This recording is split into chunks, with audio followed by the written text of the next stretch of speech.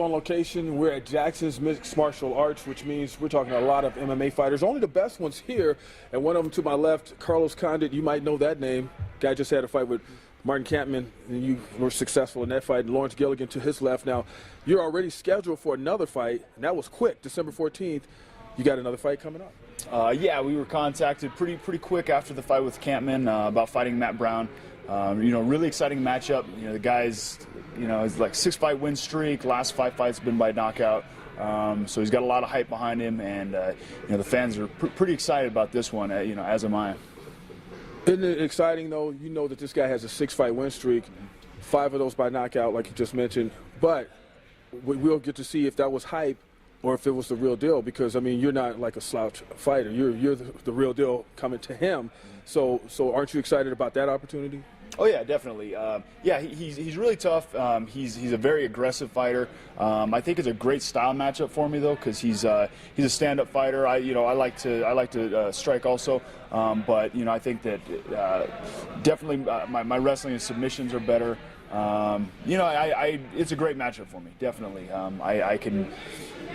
He's got something I want. He's got a lot of hype. He's got something for me to take. If and when I beat him, and I'm just stoked that UFC's giving me the opportunity to fight another up-and-coming guy who's basically a contender. Is this a type of fight that you feel you have to take in order to keep going up the charts, and trying to become more in the title contention?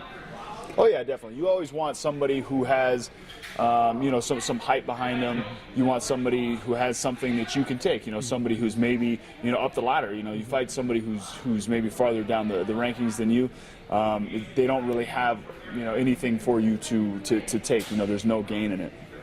The welterweight division. Are you thinking that the welterweight division is one of those where you might have the abundance of talent, because as it thins out, as it gets heavier, and then even when it goes the other way, as it gets lighter? Do you feel like that?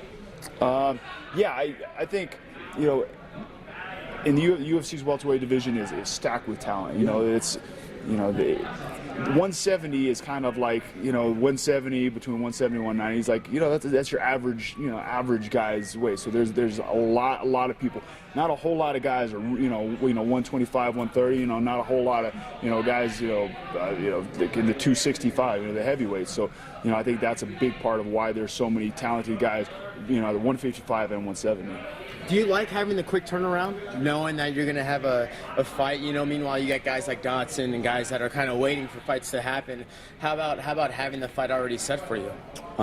Well, this is the most busy I've been as far as fights in a while.